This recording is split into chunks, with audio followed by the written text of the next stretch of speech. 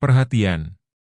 Konten ini mengandung konsep esensi ilahiyah yang membutuhkan aspek pemahaman mendalam, yang kemungkinan hanya dapat diakses dengan keterbukaan hati dan pikiran, untuk mencapai tingkat pencerahan dan kesadaran yang lebih tinggi. Katanya Ustadz Wahabi gitu ya, Tuhan berada di aras. Sabtuju, di aras gitu ya. Iya. Padahal Tuhannya mengatakan wa idza salaka ibadi anni fa inni qarib. Ditanya lagi oleh Nabi Muhammad, sedekat apa ya Allah? Wa nahnu aqrabu ilaihi min hablil warid. Aku enggak berpisah dengan kamu. Aku lebih dekat kepadamu dari tadi seperti gelas kaca dengan kaca. Dekatnya kan bagaimana coba? Memang betul. Jauh tak bersentuh, dekat tak berjarak. Jadi kalau kamu aku, nah di sinilah juga orang suka salah menuduh, oh hulul, gitu, itihad, wahdatul wujud. Ya iya kalau seandainya dilihat dari sisi gelas. Tapi kalau di sisi kaca, gelas itu nggak ada. Karena kamu itu tajali aku. Maka itulah kenapa misi yang dibawa dari Adam sampai Nabi Muhammad apa? Apa misinya? Tauhid. Maka itulah kenapa Nabi menyuruh kepada kita utlubul ilma. Utlub itu cari. Ilma itu mufrad. Kenapa utlubul ilma walau bisin ke negeri Cina? Ajaran tauhid. Ajaran tauhid. Saya pernah ketemu mereka, luar biasa tauhidnya. Bukan Jabariyah. Kalau Jabariyah, Mas Hendra bergantung kepada Mas. Untuk apa ini? Karena Allah aja. Siapa yang kerja Mas? Allah. Siapa yang kerja? Aku. Karena Allah. Berarti duaan. Gitu. Itu Jabariyah. Kalau memang kita Mas Hendra nggak ada, gimana? Sebenar-benarnya Mas Hendra. Maka dia mengata al-insanu sirri wa ana sirrahu. Al-insanu sirri wa sirri sifati wa sifati la ghairi. Hendra, kamu itu nggak ada. Yang ada hanya aku. Maka kenapa misinya dari Nabi Adam, Abdullu ma qultu ana wan nabiyuna min qabli la ilaha illallah. Apa itu artinya la ilaha illallah? Tiada ilah kecuali tiada yang lain selain Allah. Maka tugas kita adalah tauhid. Kalau sudah di situ Mas Hendra, udah nggak ada Hindu. Kalau kayu dibentuk patung kayu, dituliskan agama Buddha, kayu dibentuk Kristen, gitu. Jadi kalau kita sudah di situ sudah tidak lagi memandang pada bentuk dan rupa. Nah disitulah sebetulnya puncak kebahagiaan. Tauhid itu adalah wahada yuwahidu tauhidan. Satu udah. Sebetulnya pendiri bangsa sudah di situ dari dulu. Iya, makanya kenapa ketuhanan yang maha esa. Esa itu bukan satu, tapi kesatuan. Baru ada kemanusiaan yang adil dan bagaimana manusia akan adil dan beradab kalau belum memandang Tuhannya satu. Sekarang kan kayaknya manusia itu bahwa kata orang Islam Tuhannya Kristen beda. Kata orang Kristen Tuhannya Hindu beda. Tuhan itu satu. Cuma manusia tuh bingung. Kalau hakikat Tuhan anggap air, sekarang udah botol Aqua, Ades. Nah itu ribut tuh. Berebut merek botol. Tadi semua. Padahal dari awal pun dia sudah berkata, agama itu hanya satu. Inna dina indallah. Terus sudah dijelaskan. Sudah jelaskan. Bukan di sisi, maka inna dina indallah. Tapi sekarang, inna dina sesungguhnya din itu di sisi dalang. Nah sekarang oleh manusia digantikan inna dina indanas. Di sisi manusia. Coba, kalau agama udah sisi manusia, inilah kerusakan. Sholatnya jadi salah, syariatnya salah, tarekatnya salah, hakikatnya salah, ma'rifatnya pun salah. Harusnya syariatnya Allah. Apa syariatnya Allah? Fi'il Allah, perbuatan Allah. Tinju pun kalau sadar itu hidup Allah, sholat itu. Nah iya. Karena dalam Al-Quran itu orang salah menafsirkan innama ya'muru masajidallah. Maaf betul lagi sakit gigi ketenggorokan. Innama ya'muru masajidallah itu dalam arti itu masdarnya imarah. Jadi yang dimaksud Tuhan masjid itu ini. Iyalah. Ka'bah sejati itu di sini ya Pak ya. Karena bagaimana orang sekarang kalau Ka'bah di luar diri berarti Allahnya bisa ditunjuk. Iya. Lah iyalah, makanya kata tauhid kan Allah itu tidak punya jihad, bukan di atas. Nah orang yang mengatakan di atas berarti gimana tuh? Kata saya yang di atas itu kelelawar. Kelelawar. Betul. Kalau nggak bisa lagi ditunjuk di depan, di Ka'bah gitu. Jadi masih bisa ditunjuk. Iya. Itulah ulama sebetulnya sudah sepakat bahwa kepada Allah itu tidak boleh ada arah dan waktu, ruang dan waktu. Di depan, di atas, di kanan, di kiri, di belakang. Karena ruang dan waktu diseliputi oleh Allah semuanya. Allah lah semuanya. Cuma manusia membuat dia parsial-parsial. Air udah satu danau, dibotolin, ades. Jadi Tuhan dia tuh si botol itu. Botolin lagi. Le mineral, pit, atau merek apapun. Iya. Semua. Iya. Nah ini, terutama nanti Mas Hendra, lebih parah lagi adalah pada saat sekarang ini, realitas manusia belum paham tentang reinkarnasi kan. Padahal reinkarnasi itu hukum alam yang pasti berlaku. Tapi kan Islam menolak. Bagi teman-teman yang sumbu pendek, Betul. mereka akan mengatakan bahwa Abah Setu itu sesat. Iya, pasti saya yakin gitu. Contohnya udah banyak kayak gitu. Banyak yang bilang. Murtad lagi. Oh, murtad ya. Tapi gini Bah, sebelum bahas sesat dulu Bah ya. Iya. Tadi di awal saya tanya, berarti kalau kemudian puncak dari makrifat murtad tuh nggak benar sebenarnya? Hah? Enggak lah. Enggak ya. Justru kita kan kembali awalnya kosong, kembali kepada kosong. Nah, Tadi murni semua. tauhid. Murni ya, tauhid. Tadi semua. Memang kembali tujuannya sempurna, asalnya tidak ada, kembali pada tidak ada. Oke. Tidak ada bukan berarti tidak ada. Tapi kita harus mengembalikan semua lapisan tadi, syariat dengan afalnya. Kembalikan. Berarti tidak ada lagi pengakuan. Yang sholat aku, yang puasa aku, yang berbuat baik aku, itu. Oke. Makanya Abah dalam hubungan suka Abah ajarkan tentang hubungan. Mari kita pandang kehidupan ini syariat dan hakikat. Pada saat yang berkaitannya dengan segala apapun apa yang kita lakukan, kebaikan-kebaikan, selalu pandanglah semuanya hakikat. Artinya tak ada perbuatan kita kalau yang berkaitan dengan kebaikan. Dan cocok dengan dalil Allah, ma'asobaka min hasanatin faminallah. Seluruh kebaikan yang dibuat oleh YouTuber, oleh siapa, oleh kiai, ustadz, itu murni. Maka disitulah Syaitanillah melarang kita meminta balasan pahala. Wong yang kerja dia, wayang dimainkan semalam suntuk, dalang sampai melotot-melotot, keringatnya berkecucuran. Subuh-subuh si cepot minta pahala dan minta surga. Kan itu kan lucu kan sebetulnya. Itu menggambarkan cepot itu belum kenal siapa yang kerja itu tadi. Ya, nah itu yang kalau menurut. Ya. Terus kalau misalnya menanggapi itu teman-teman yang sumbu pendek itu gimana ya, sih Pak? Tidak apa-apa Mas Hendra, karena dalam Al-Quran pun sudah dikatakan bahwa Allah sudah mengatakan dari awal kalau manusia itu tidak mengenali Fatihah pada tubuhnya dan dia tidak membuktikan alif lam mim dan dia surat Al-Baqarah tidak menyembelih dirinya, dia akan sumbu pendek. Itu kan sebetulnya kisah Al-Quran itu dari Fatihah itu harusnya gitu tuh khotam sampai kul huwallahu ahad, kul a'udzu birabbil falaq sampai kul a'udzu birabbin nas. Maka surat Al-Quran itu adalah perjalanan manusia. Fatihah adalah tubuhnya. Kalau tidak maka dia akan masuk ke ayat tadi. Fi qulubihim maradun fazadahumullahu marada. Dalam hatinya ada penyakit. Akibatnya apa?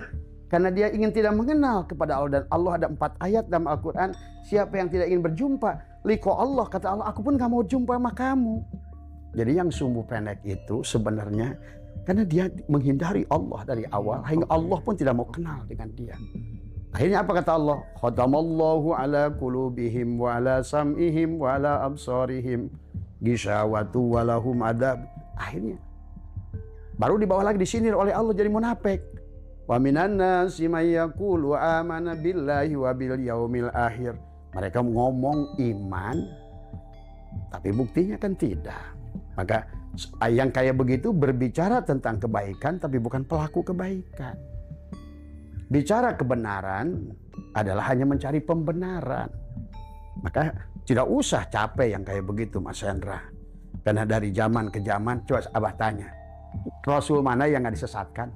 Iya, semuanya ya, Dari Nabi Sis pertama kali istilahnya sampai Allah turunkan angin, muncul Nabi Nuh, akhirnya air turunkan air, sama disesatkan. Bahkan bukan disesatkan Mas Hendra, Nabi Bani Israel itu 230 orang lebih dibunuh oleh mereka. Dan terus, bahkan Nabi Muhammad sampai harus pindah dari Makkah ke Madinah. Diapain itu? Dikejar-kejar Abu Jahal. Ya tadi, maka kita harus ngerti mana Muhammad, mana Abu Jahal. Jadi kelompok ini pun sekarang ada manusia terpuji yang selalu ingin memuji Tuhannya dengan sempurna. Dan kelompok Abu Jahal yang merasa pintar tapi dia Abu Jahal. Abu itu bapak, Jahal bodoh. Tadi. Jadi kita maklumi Mas Chandra. Jadi memang tidak ada Rasul satupun di dunia itu sampai Musa dikejar-kejar akhirnya di laut. Semua akan dikejar dan disesatkan orang-orang pencerah itu selalu. Coba di Mas Chandra lihat. Ada satu hal yang menarik yang saya penasaran gitu. Dengan gayanya Abah itu kan frontal gitu, tabrak gitu. Misalnya ada tokoh yang dianggap benar-benar sebagai ulama yang berpengaruh gitu. Tapi kalau perilakunya nggak bener, ya udah sikat. Gitu ya, sikat. Habib misalnya, Habib Lutfi lah atau Habib siapa lah, pokoknya nggak bener sikat gitu. Apa sih yang mendasari Abah punya keberanian seperti itu gitu? Kan tentu hal-hal seperti itu kan beresiko gitu. Artinya tuh orang akan mengatakan, oh ini mah adu domba, ya kan? Habib sikat gitu. Tapi kan bagi orang yang punya nalar kritis, ini orang yang langka, yang punya keberanian seperti ini. Ada Guru Gembul, ada Abah Setu. Wah, itu tuh gimana, Bah? Gimana, Bah? Dengan gayanya seperti itu, Bah? Sebenarnya takut itu apa sih? Pada saat kita berjalan dengan Allah, itulah tidak ada lagi rasa takut itu. Kalau Abah Setu itu sudah putus. Maka Abah sering bilang, kalau kalian, ulama-ulama yang nggak suka dengan Abah Setu, silakan kalian gantung saya bersama-sama, kuliti saya kalau perlu, bakar saya. Kalau saya ini nggak ada kok. Yang ngomong ini bukan, ini hanya speaker, Dan Allah sudah mengatakan yang disebut ulama itu dalam Al-Quran, siapapun dia Mas Chandra, kalau benar-benar ulama, kalau nggak bukan takut karena popularitas, wah nanti gua nggak diundang lagi, nanti aku dimusuhi, itu ulama-ulama yang masih berpikir tentang fulus. Tapi kalau ulama yang sudah nggak berpikir tentang fulus, dia tidak ada lagi takut. Takut dihujat, takut dihina, bahkan nggak takut dibunuh. Itulah kenapa istilah ulama dalam Al-Quran itu bukan jago ilmu. Innama yakhsyallaha min ibadihil ulama. Yang disebut ulama itu yang pertama takut pada Allah, bukan takut pada manusia. Maka Nabi pun sudah menyuruh. Kenapa Nabi dikejar-kejar dari Mekah sampai Madinah? Karena menyampaikan kebenaran. Dan pasti diburu ya, Pak? Dan pasti diburu. Jadi intinya kalau makan Nabi sudah menyampaikan, kalau kamu nggak disesatkan, nggak diburu, berarti kamu belum benar jadi ulama. Gitu bahasanya. Tadi semua. Bahkan di penghujungnya Allah mengatakan, ala inna auliya Allah la khaufun alaihim. Kalau kamu sudah jadi kekasih Allah, tadi semua. Abah tidak merasa jadi kekasih Allah. Cuma kenyataan di dalam diri Abah itu, rasa takut itu udah nggak ada. Nah kan, rasa takut hidup, kan orang sekarang ini hidup takut, mati takut, dijelekin takut, dihina takut. Nah itu kan berarti belum paham tentang hakikat ketuhanan itu sendiri. Makanya bagi Abah saya tuh adalah terus ingin memberikan ya bukan dia sebenarnya. Aku hanya digerakkan. Pada saat speaker itu bunyi, Mas Hendra, yang bunyi speaker bukan? Pada saat speaker bunyi, yang bunyi speaker bukan? Bukan juga kabel yang nyambungkannya. Bukan juga mikrofon kan? Bukan juga bibir. Yang bunyi siapa? Kalam. Kalam siapa? Kalau sudah kalam dia, tak ada yang bikin dia takut. Takut itu kalau masih kalam dirimu. Ucapan takut dihujat, takut takut disomasi, nggak ada. Kalau udah kalam dia muncul dengan sendirinya, dengan keberaniannya. Itulah yang dibawa misi para mereka semua, para ulama-ulama yang mungkin Mas Hendra tahu juga lah bagaimana perkembangan dari Nabi Muhammad wafat sampai sekarang. Berapa orang ulama-ulama seperti Al-Halaj, ya, itu akan dihabisi, betul, semua dihabisi. Tadi semua. Dan Abah saya itu tidak pernah takut. Maka semua keindahan, kenikmatan tadi semua.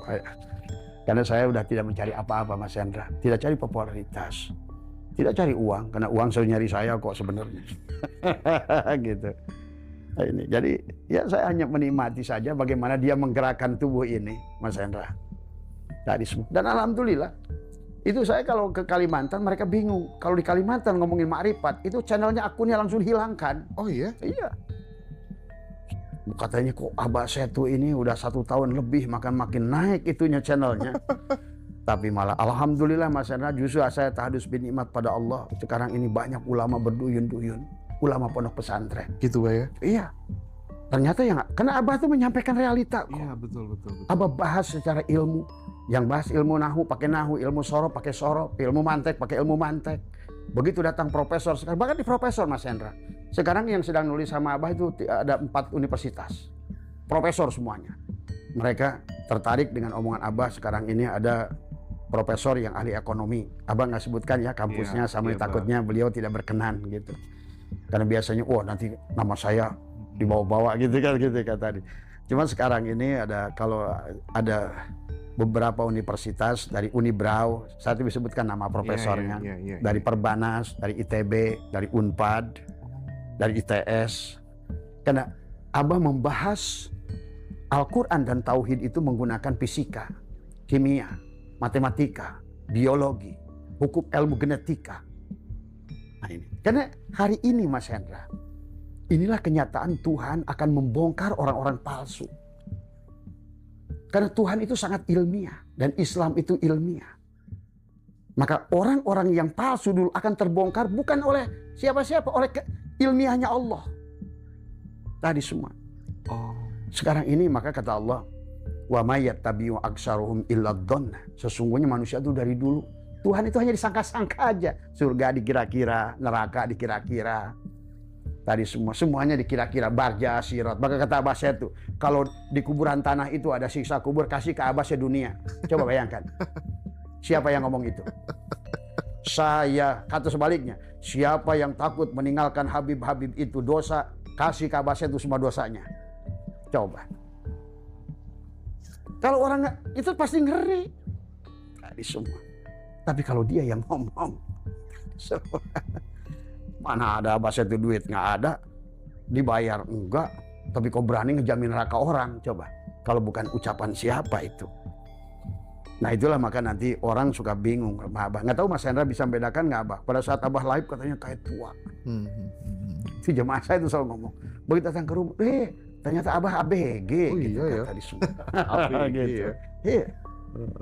Nah inilah yang hari ini Mas Hendra akan dibongkar oleh Allah. Contoh, sekarang Allah sudah siapkan ilmu filologi. Apapun yang berkaitan ilmu dengan catatan-catatan dulu akan terbongkar hari ini. Maaf ya, contoh misalnya. Hari ini ada seorang profesor, saya nggak sebutkan ya, tapi di Jawa Timur beliau adalah ahli filologi. Ternyata ada Al-Quran, bahkan sebelum Nabi Muhammad. Itu kan. Sebelum Nabi Muhammad? Ya, di Birmingham itu ada 560 itu sudah ada Al-Quran, walaupun belum sempurna dalam buku kecil. Tapi kan baginda Nabi itu lahir 571 gitu. Tapi 560 di Birmingham itu sudah ada. Nah inilah makanya sejarah yang harus kita bongkar, kepalsuan. Karena sejarah ini Mas Hendra hanya tentang siapa yang menang perang sebenarnya. Iya. Oh iya. It's everything on the manipulated semuanya. Makanya Abah link ke Harvard, link ke Leiden, link ke mana semua. Mendapatkan informasi-informasi yang ternyata. Tapi hari ini silakan kau tutupi. Silakan dulu kau kuasai dunia massa. Dunia telekomunikasi. Tapi hari ini Tuhan akan bongkar semua. Maaf termasuk Habib ini. Secara filologi gagal. Enggak. Tapi kenapa Abah begitu getol banget menyuarakan tentang pentingnya nalar kritis terhadap fenomena habaib di Nusantara ini? Karena dia menjadi penyebab kemandulan berpikir kepada orang Nusantara. Betul Mas Hendra. Dan Abah sudah pelajari bukan dari mulai 1886 pada saat mereka dibawa oleh si Senokor Gronyo itu. Seolah-olah dibaiat di atas kapal. Iya. Itu kan awalnya dari perang di Penogoro 1825, 1830 yang mereka itu kalah. Sehingga mereka kehilangan 20 juta gulden. 300 tahun ngejajah, habis itu hanya 5 tahun. Itulah mereka membalikkan sejarah semua. Kan di situ. Jadi kalau kata Abah, mereka lah piang kerok semuanya. Termasuk haji kan tadi semua. Senokrogronyo lah yang pertama kali ngasih gelar haji itu. Haji itu ya Pak ya? Yang ada makanya di Mekah nggak ada Haji Muhammad, Haji Abu Bakar, Haji Umar gitu. Benar. Haji Syafi'i nggak ada. Tapi kenapa di kita ini kok orang datang pergi ke sana hanya untuk gelar haji? Tadi semua. Dan termasuk maaf gelar kiai. Itu gelar kiai itu hinaan Belanda itu Mas Hendra. Maksudnya? Ya sekarang ini sebetulnya kiai itu kebo. Oh iya kalau di itu ya. Di Jawa kan Kiai Slamet, Kiai apa. Tapi kalau sekarang orang kiai kan tadi ngangkat di hakikat Tuhan, hanya tahu baca Arab, baca kitab gundul, ngerti ini gundul. Tapi hakikat ketuhanan dan Muhammad nggak kenal. Sehingga begitu bangganya dia pergi ke sana itu hanya mengambil gelar Kiai Haji. Tadi hajinya buatan Senokrogronyo, kiainya itu bedug, kebo, tadi semua. Dan kebanggaan sekarang itu, kalau sudah KH, bahkan kalau kita bikin undangan di Someja ada kiai yang pakai KH, marah dia. So, kalau apa saya itu nggak mau disebut kiai, kan tadi semua. Ini hal-hal yang sebetulnya kelihatan mendasar di kita ini, bahkan seolah-olah meracuni kehidupan kita, tapi kita nggak sadar background itu dari mana. Terus dampaknya itu berbuah buruk. Hari ini Mas Hendra, kenapa Abah itu kenapa frontal? Kenapa Abah sedih? Kenapa? Coba lihat Mas Hendra cek hasil survei. Kita ini negara yang paling tidak bahagia. Ke-86 dari 92 negara yang disurvei. Tiap hari adzan 5 kali. Sholat 5 waktu. Tapi tidak berdampak sama sekali. Miskin. Maka kemarin saya tertarik dengan tulisan Gusmus. Kata Gusmus betapa hebatnya iman orang Kristen, orang Hindu, orang Buddha. Tiap hari samping rumahnya adzan 5 kali. Setiap Rajaban tablik akbar, Maulid tablik akbar, Muharram tablik akbar, di mana-mana Allahu Akbar. Tapi begitu kasih judi online aja satu udah korban semua. Inilah yang terjadi. Realitanya. Ternyata kita ini maaf Mas Hendra. Dari catatan ada Departemen Sosial kita, Mas Gus Yusuf bilang 1.200 triliun. Dan lucunya itu adalah dari bansos itu hampir iya benar 1 triliun itu digunakan dari bansos, dipakai untuk judi online. Makanya banyak yang di close sekarang, yang ketahuan anaknya judol. Tadi semua. Jadi kalau begitu berarti kan masalahnya bukan masalah sholat, bukan masalah banyak-banyakan masjid, bukan banyak-banyakan tablik akbar, bukan banyak-banyakan istighosah, tapi adalah mereka tidak menyadari bahwa sekarang ini kita sudah semakin terjerumus kepada makin jauh bahkan dari Tuhan itu sendiri. Bahkan kata Abah sekarang ini kalau ibaratkan ini sudah sampai pada puncak. Sekarang ini yang rusak ini udah kiai. Tadi ribuan kasus Mas Hendra. Mungkin sering dengar ya masalah. Iya. Terus di mana ilmunya? Pada kebongkar semuanya. Kebongkar. Ya sekarang ya. Maka sekarang juga termasuk Habib kebongkar pada kepalsuan. Karena ulama-ulama kita ini sebetulnya mau nggak mau udah ngikutin feodalisme gaya Habib. Makanya harus ngesot dari semua. Iya. Inilah budaya itulah yang dipertahankan akhirnya. Manusia sekarang itu adalah ya tadi kalau bahasa orang Sunda mah goblok. Goblok itu kan goblok. Dia tidak move on. Iya. Maka orang Belanda nggak salah bilang orang kita itu goblok. Dari kata go sama blok. Ya, dari go dan blok. Dulu itu kan goblok itu dari mereka. Dan goblok. Kamu itu kalau mau orang-orang yang nggak mau move on, nggak cerdas-cerdas, goblok. Tapi akhirnya jadi bahasa apa sekarang? Jadi kalau orang mau menghina orang yang bodoh itu dasar, gitu. Iya. Padahal itu goblok. Dia tidak mau move on, tidak mau, sadarnya tidak muncul, tidur terus. Dan hari ini kenyataan Mas Hendra. Kenapa kita ini begitu mudah terpengaruh dengan judi online, dengan apa. Padahal sholat jalan. Puasa ramai. Tiap malam Idul Fitri, bahkan taraweh pun satu hataman Quran.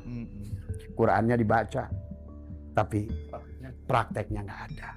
Kalau prakteknya, kalau saya sih Mas, tidak apa-apa. Cuma saya tuh kan kasihan, kenapa umat sekarang ini jadi korban ketidakbahagiaan. Akhirnya tingkat pembunuhan muncul. Karena ketidakbahagiaan yang mereka rasakan karena tidak hadirnya Tuhan. Karena Tuhannya selalu dianggap masih di langit ke-7. Padahal Tuhan itu sesuatu yang hanya bisa hadir dan bisa sangat dekat dan sangat bisa dirasakan. Jadi dekat itu kan bukan berarti dekat saya dengan sang panjenengan, dekat dengan Allah tuh, atau saya jauh dengan Mas Hendra dekat dengan sampean. Allah kan enggak begitu. Tapi tingkat kesadarannya dari titik yang sama. Kalau yang ada wayang, kalau kesadaran ada pada si asbak kayu, berarti kamu jauh pada kayu itu. Tapi pada saat kesadaran ada pada kayu, kamu dekat. Itulah kenapa dikirnya si asbaka itu harus la ilaha illallah. Aku tiada wujud, tiada yang wujud kecuali kayu. Tiada yang hidup kecuali kayu. Tiada yang punya gerak kecuali kayu. Tiada yang... Itu kan di situ sebetulnya. Tapi karena manusia tidak mau move on, tidak mau kenal dirinya. Maka hari ini Allah dohirkan ilmu genetika. Nah termasuk Mas Hendra sekarang. Kan Abah juga akhirnya menemukan ternyata dengan karena kasus Habib itu banyak orang yang kita sudah cek DNA-nya. Iya, Bah. Nah, ternyata dari cek DNA itu kita pun akhirnya merekam. Ternyata reinkarnasi itu nyata kan terikon semua di DNA-nya itu. Misalnya seseorang lah kita sebut gitu kan, dia udah ngecek sendiri ikhlas. Bah, ternyata saya ini bukan orang Arab, boro-boro turunan Rasulullah. 40% saya orang India. Tuh kan. Jadi sebetulnya kenapa ada darahnya di India? Karena kita ini bisa lahir di mana-mana.